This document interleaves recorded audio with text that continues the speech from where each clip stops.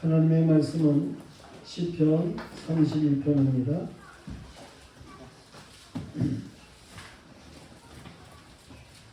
시편 31편.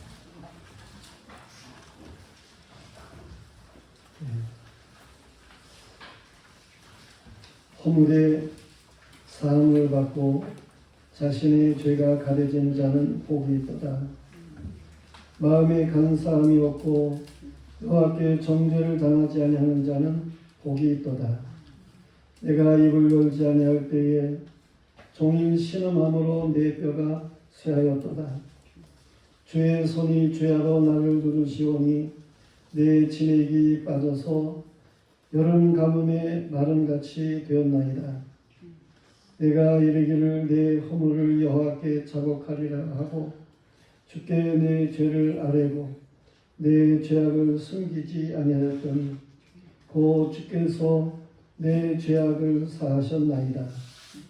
이로 말미암아 모든 경건한 자는 주를 만날 기회를 얻어서 주께 기도할지라. 진실로 홍수가 범람할지라도 그에게 미치지 못하리이다. 주는 나의 은신 저희오니 환난에서 나를 보호하시고 구원의 노래로 나를 두르시리이다. 내가 내 갈 길을 가르쳐 보이고 너를 주목하여 훈계하리로다. 너는 무지한 말이나 노새같이 되지 말지어다. 그것들은 재갈과 굴레로 단속하지 아니하면 의에게 가까이 가지 아니하리로다. 의인에게는 많은 슬픔이 있으나 여호와를 신뢰하는 자에게는 인자하심이 두르리로다. 너희 의인들아 여호와를 기뻐하며 즐거워할지어다. 마음이 정직한 너희들아 다 즐거이 외칠지어다. 아멘. 성가대 찬양했습니다.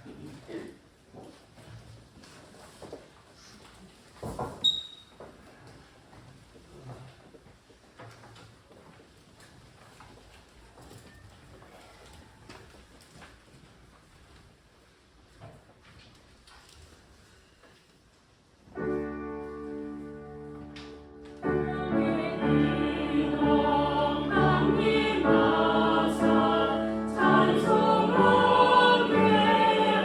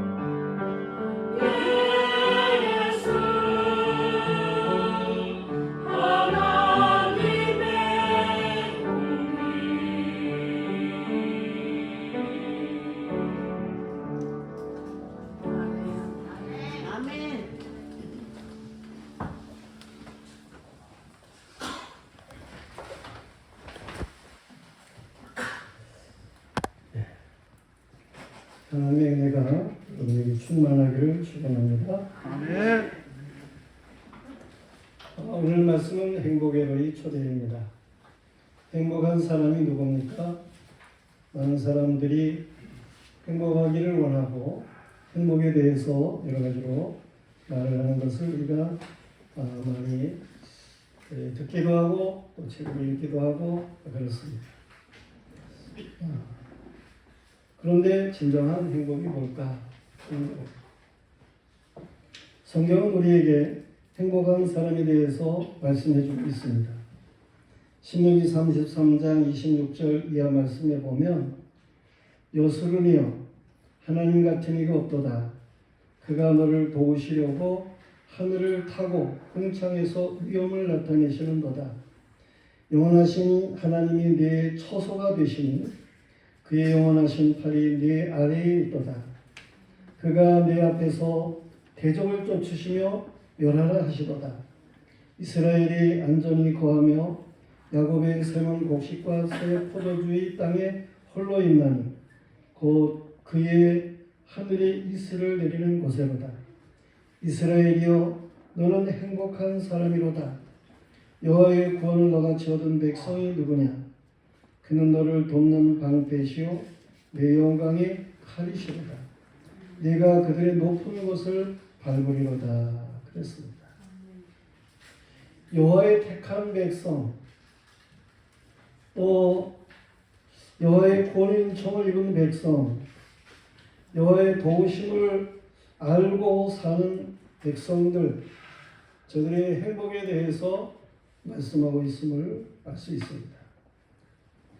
오늘 우리가 시편 32편 말씀을 읽었는데 본문에는 다윗 왕이 역시 일하는 것이 없이 하나님께 의로 여기심을 받는 사람의 복에 대해서 말씀하고 있음을 보게 됩니다. 1절과 2절에 말씀하기를 허물의 사함을 받고 자신의 죄가 가려진 자는 복이 있도다. 마음에 감사함이 없고 여호와께 정죄를 당하지 아니하는 자는 복이 있도다 라고 말씀합니다. 구원의 즐거움은 사람의 자력으로 이루어지는 것이 아니에요. 구원의 즐거움, 이것은 삼위 하나님의 역사로 되어지는 것입니다. 로마서 8장에서는 이 삼위 하나님의 구원의 역사에 대해서 잘 말씀해 주고 있어요. 먼저 성부 하나님의 주된 사역은 구원받은 백성들, 저들을 미리 택하시는 일을 하신다고 말씀하고 있어요. 로마서 8장 29절 30절에 보면 하나님이 미리 아신 자들을 또한 아들의 형상을 본받게 하기 위해서 미리 정하셨나니 이는 그로 많은 형제 중에서 맏아들이 되게 하려 하심이라. 또 미리 정하신 그들을 또한 부르시고 부르신 그들을 의롭다 하시고 의롭다 하신 그들을 또한 영화롭게 하셨느니라 했습니다. 이처럼 성부 하나님께서는 그 아들의 형상을 본받을 자들을 미리 정하신다 그랬습니다. 그런가 하면 성자 예수 그리스도께서 하시는 일은 무엇입니까? 성자 예수 그리스도의 주된 사역은 그가 육신의 몸을 입으시고 이 땅 위에 임마누엘 되시는 거예요. 이 땅에 낮아지시는 거죠. 그가 왜 육신을 입고 이 세상에 오십니까?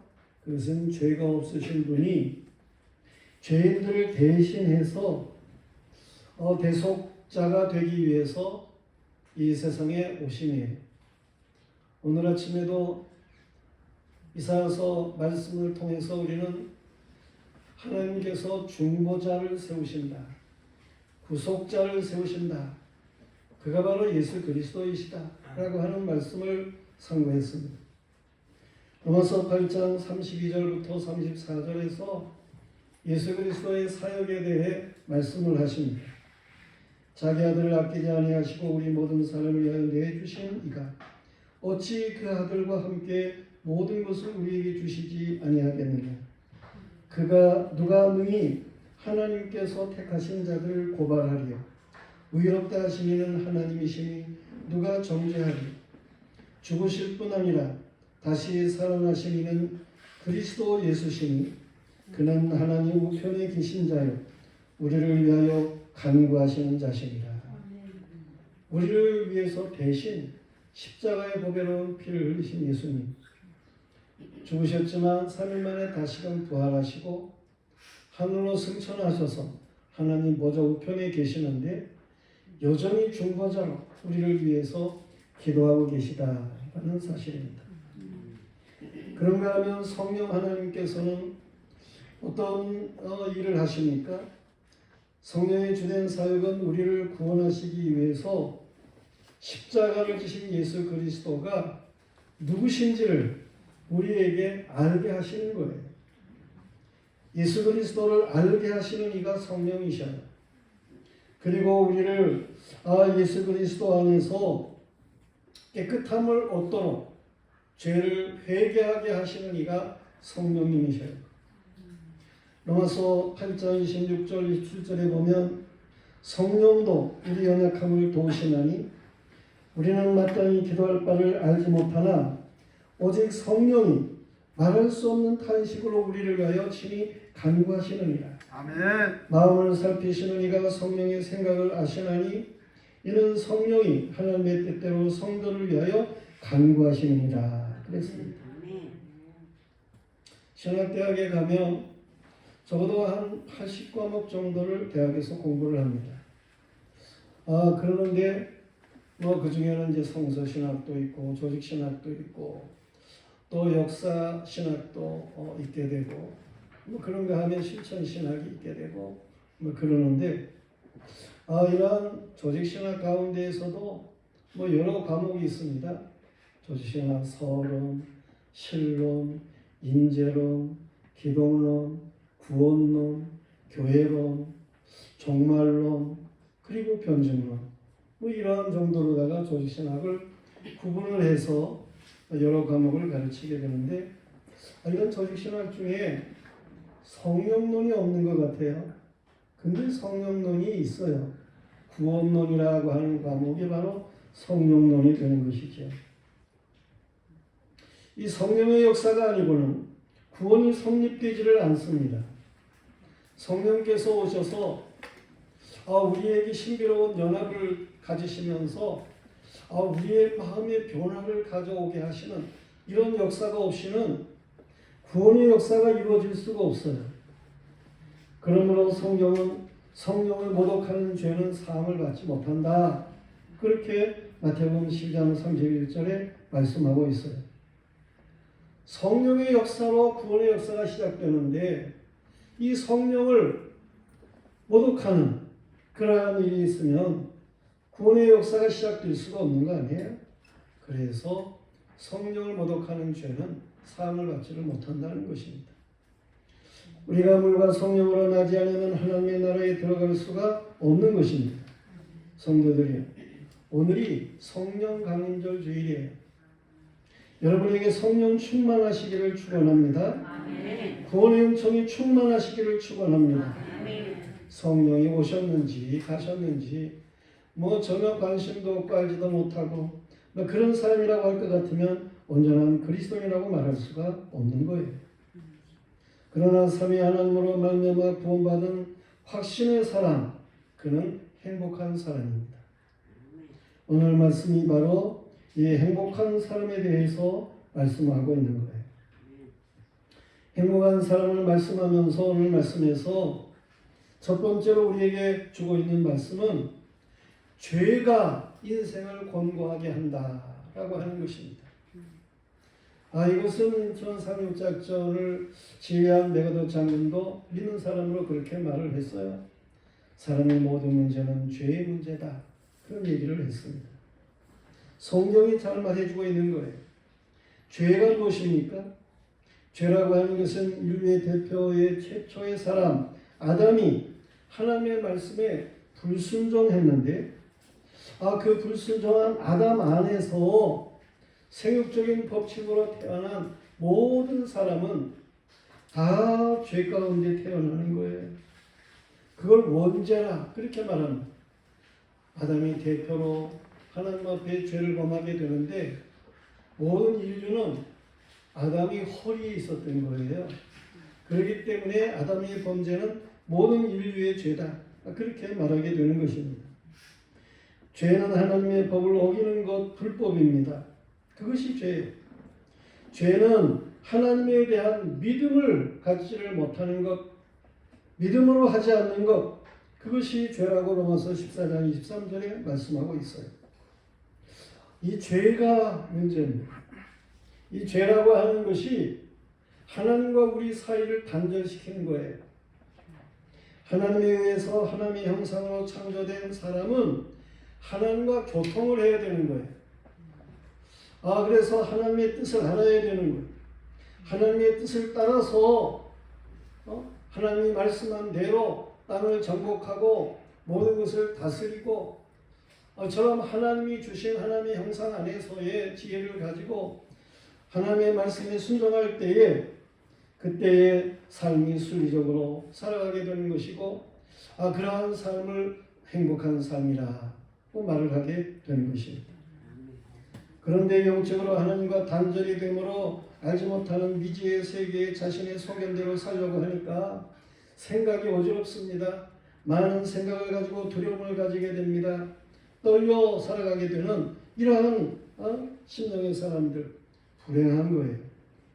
하나님의 뜻대로 모든 것이 되어지도록 되어 있는 것인데 그것을 거역하고 영리로 거꾸로 그렇게 살아가게 됨으로 인해서 일이 뒤틀리고 쟁탈과 같은 것에 이렇게 살아가게 되고 그러니까 불행의 연속이다. 그런 말씀이에요.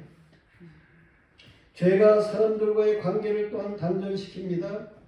죄에 속한 사람은 아담과 같이 사람들을 뭔가 대적자로 생각을 해.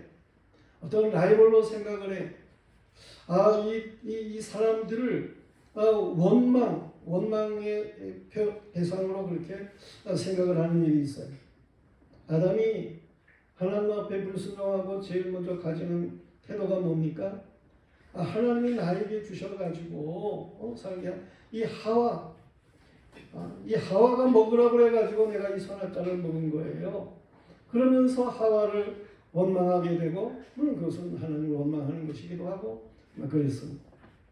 그렇게 사람과 단절된 전에는 어땠어요? 범죄하기 전에는 하와를 보면은 내 뼈 중에 뼈고 살 중에 살이라고 그러고 그렇게 사랑스럽게 대했는데 범죄하고 나니까 이 하와가 원망의 대상이 되는 거예요. 그렇게 죄라고 하는 것은 사람과의 사이를 단절시키는 그러한 일입니다.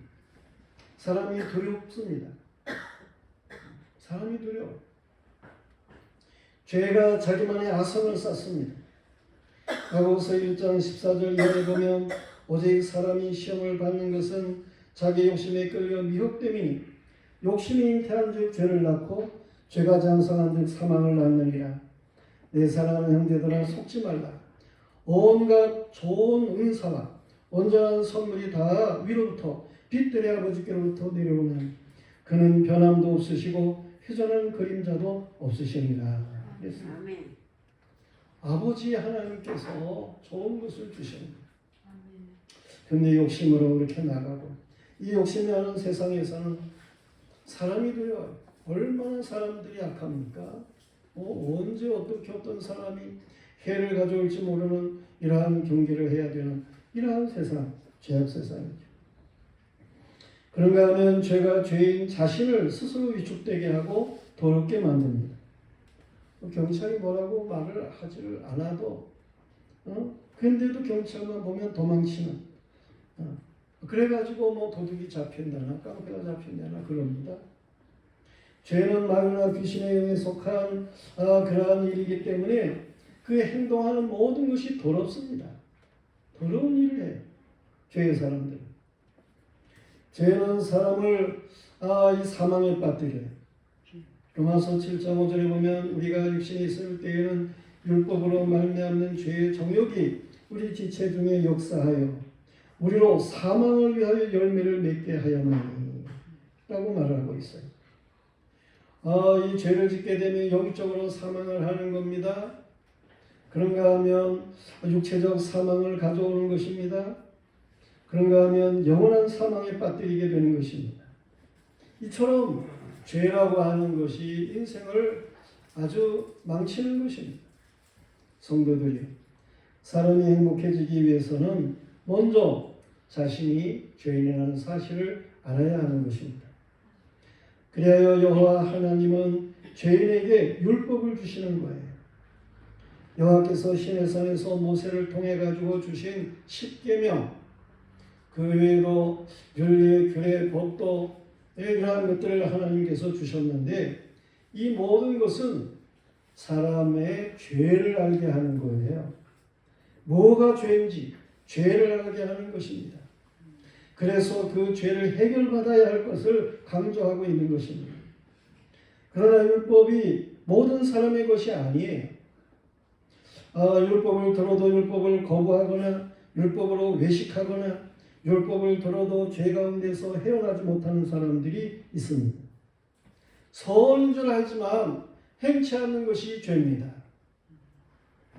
성도들이요, 죄를 멀리하시길 바랍니다. 아멘. 죄를 미워하시기를 바랍니다. 아멘. 죄를 대적해야 하는 것입니다. 아멘. 이 죄를 가져오는 이 마귀 귀신의 역사들을 우리는 대적할 줄 알아야 됩니다. 대적해야 돼요. 하나님을 가까이 하고 마귀는 대적해야 하는 것입니다. 그런가 하면 오늘 말씀의 두 번째로 우리에게 주고 있는 것은 이렇게 인생의 문제가 죄의 문제인데 죄를 여호와께 자백해야 된다라고 하는 것입니다. 여호와는 사랑이셔요. 그렇다고 그래가지고 죄를 묵인하고 그러시는 분이 아니십니다. 거룩하신 하나님께서는 인생의 죄를 바로 알게 하고 죄를 회개하기를 원하시고 죄를 회개하지 않으면 공의의 하나님이 역사하시는 거예요. 하나님의 공의라고 하는 것은 죄를 정죄하는 것입니다. 의롭게 살지 못하면 정죄를 받습니다. 그래서 의로 나가도록 하나님이 역사하시는 거예요. 하나님의 율법을 주시면 죄를 알게 하는 거예요.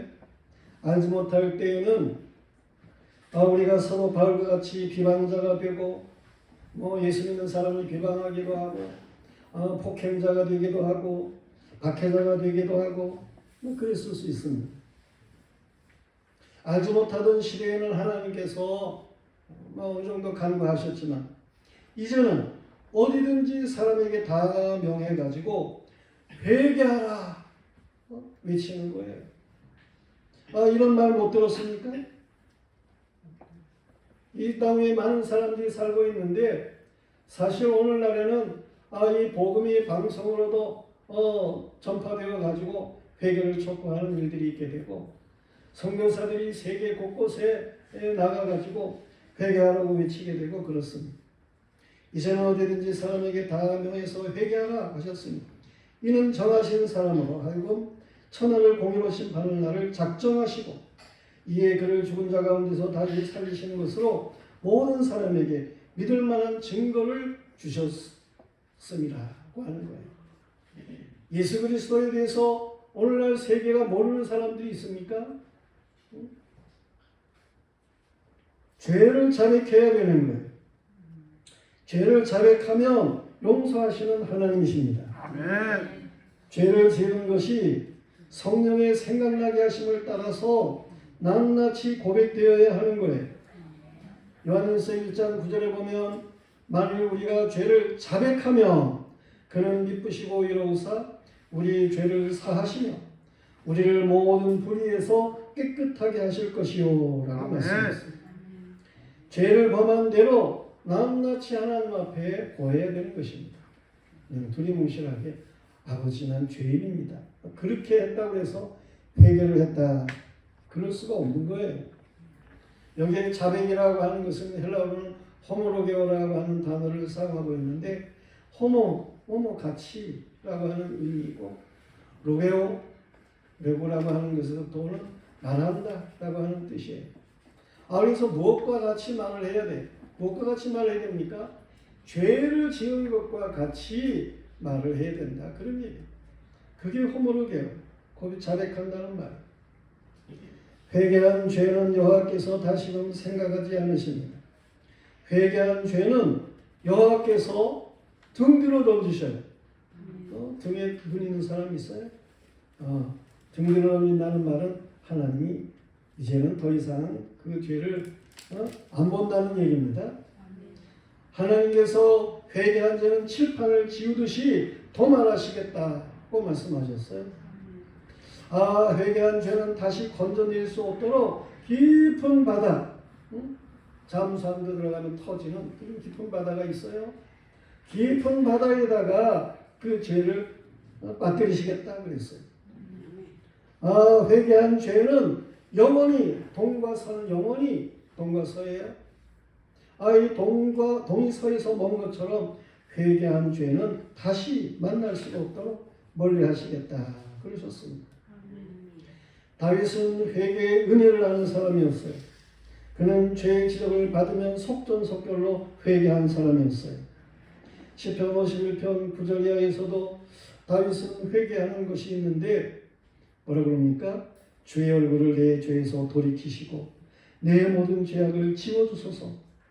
하나님이여 내 속에 정한 마음을 창조하시고 내 안에 정직한 영을 새롭게 하소서. 나를 주 앞에서 쫓아내지 마시며 주의 성령을 내게 거두어 가지 마소서.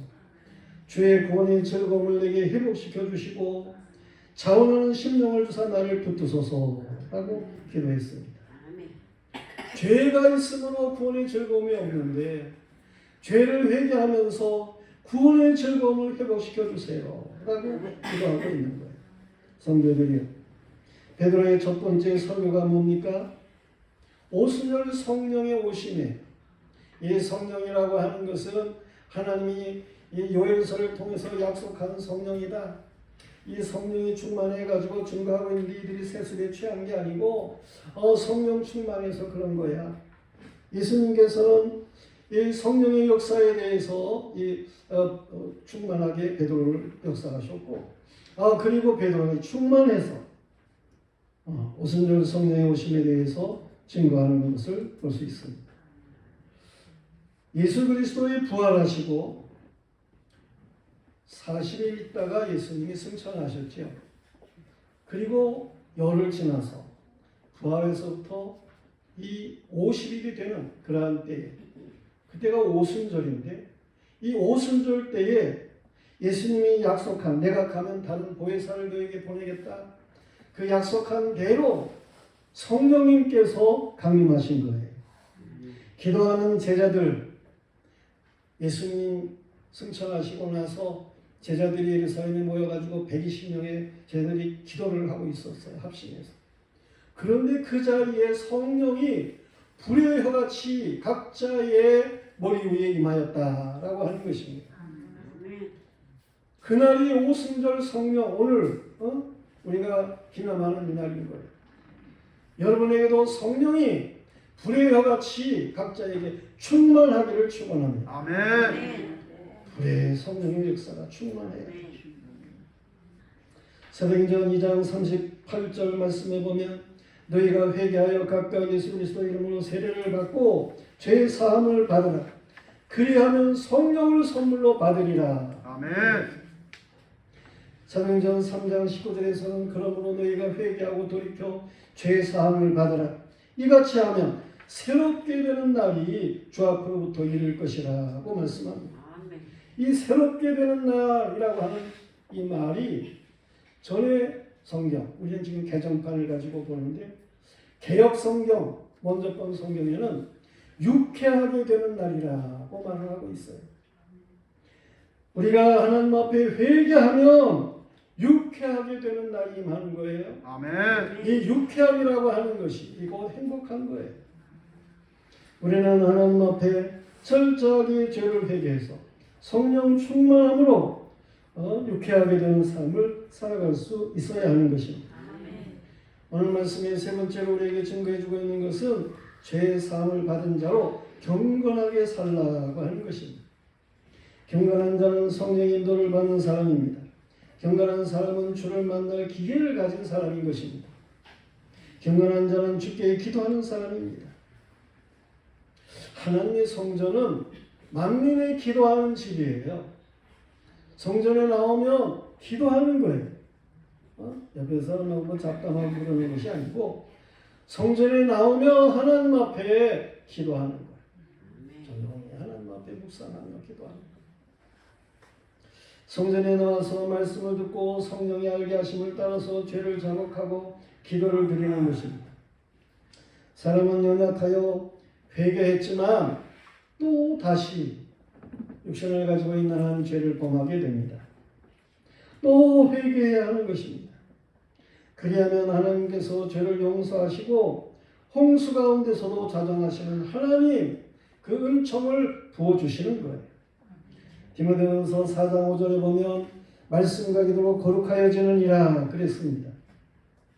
말씀으로 우리가 하나님 앞에 거룩해져야 돼요. 기도로 하나님 앞에 거룩해져야 되는 거예요.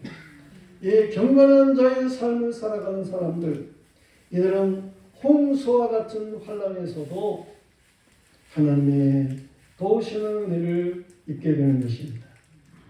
모든 사람이 자기 좋을 대로 사는 시대에 노아라고 하는 사람은 여호와께 은혜를 입었어요. 경고하신 말씀에 따라서 그는 방주를 예비하며 살았던 거예요. 하나님의 말씀에 따라서 그가 행동했다 그런 말이에요. 그러므로 모든 죄인들이 멸망하는 홍수 가운데서도 그의 식구 8명은 구원을 받은 것입니다.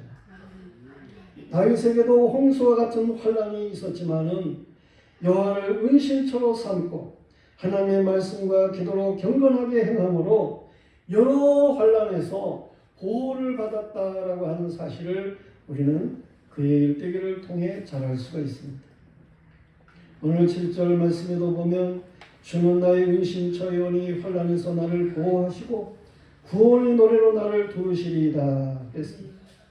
성령께서 이끄는 삶을 살면, 이 경건한 자의 삶을 살면 그 삶은 시와 찬미와 신령한 노래가 나오도록 되어 있는 것입니다.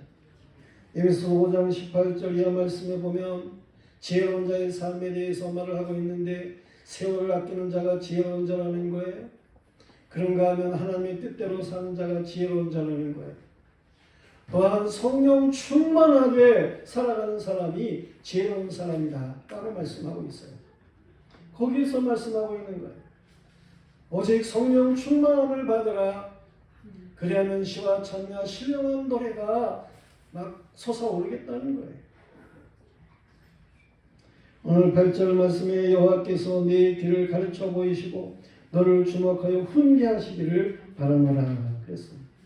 성도들이여, 여호와의 구원의 노래를 힘차게 부를 수 있기를 축원합니다. 아멘.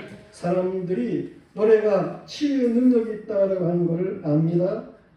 그래서 실용음악에서 치유음악이 있게 되고 그러는 거예요. 말세가 될수록 사람들이 좋아하는 것이 뭐가 있겠습니까? 음악이에요. 음악. 말세가 될수록 음악을 좋아합니다.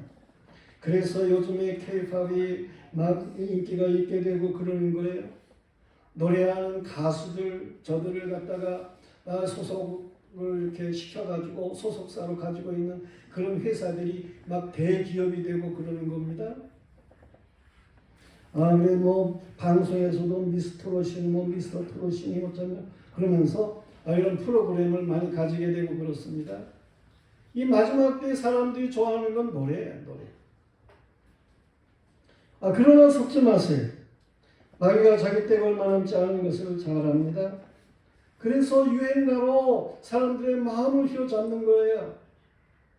유행가는 어떤 것입니까? 허물을 노래하는 거예요. 그 가사에 때로 소망적인 것이 뭐 있는 것 같아 보이죠? 그러나 그 소망적이라고 하는 게 뭡니까? 그게 바로 세상적인 욕망의 소망, 뭐 그런 거를 얘기하는 거예요. 세상 유행가에 빠져들게 하는데 일시적으로 들뜨게 하고는 더욱 허무하게 만드는 것이 그게 세상 유행가인 것입니다. 그리고 인형처럼 잘생긴 가수, 응? 뭐 그들을 아이돌 못죠 그러면서 그게 우상이라는 얘기예요. 아이돌. 우상화하는 마음을 가지게 하고 그렇습니다. 그런 허무한 것들의 마음을 빼앗겨서는 안 돼요. 뭘 지금 노래하고 있는 건지 알지도 못하고 그냥 홍에 빠져가지고 나가고 뭐 그러면 안 됩니다. 얼마 전에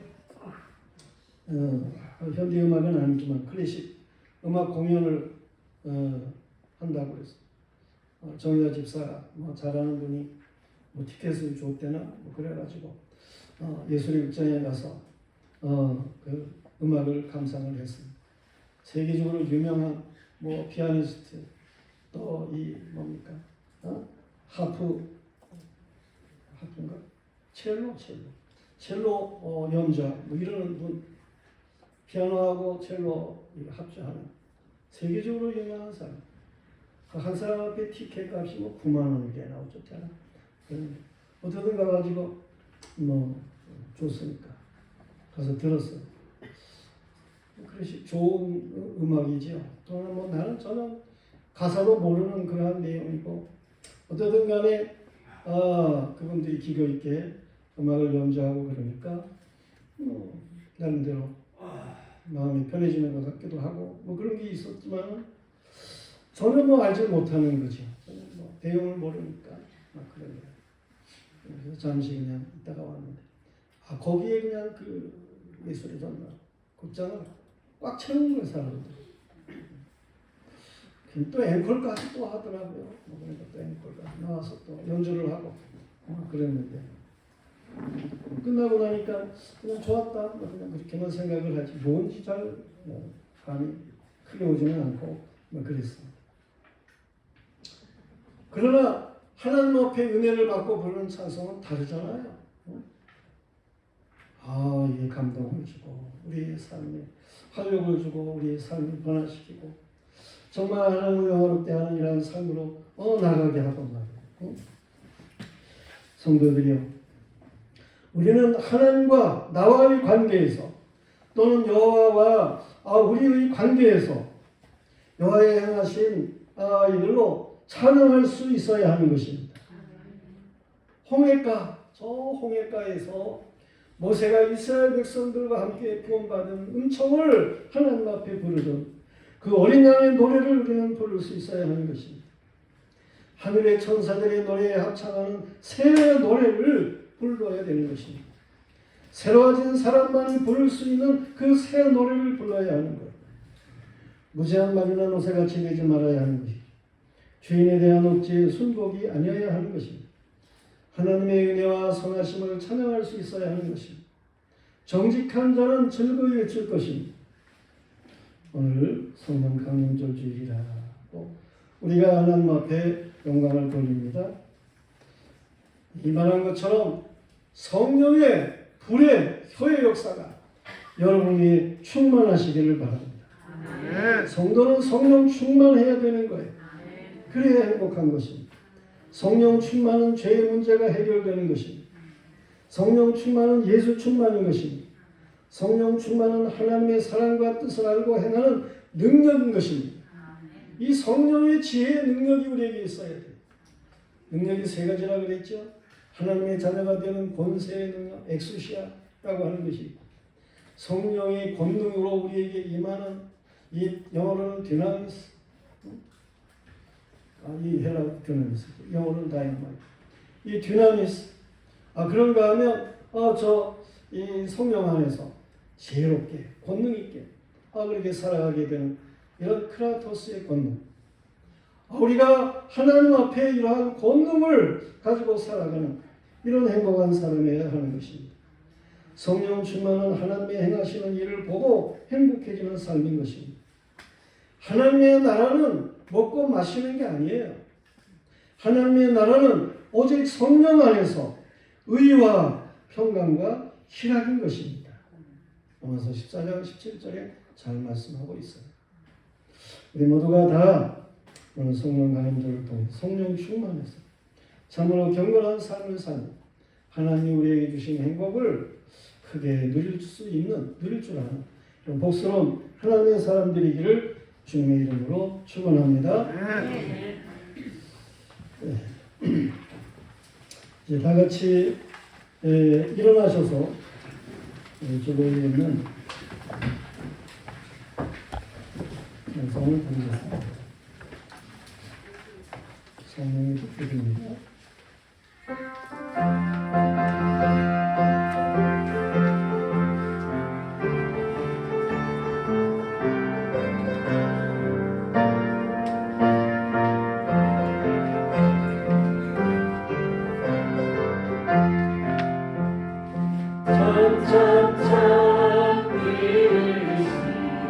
예수의 사랑을 소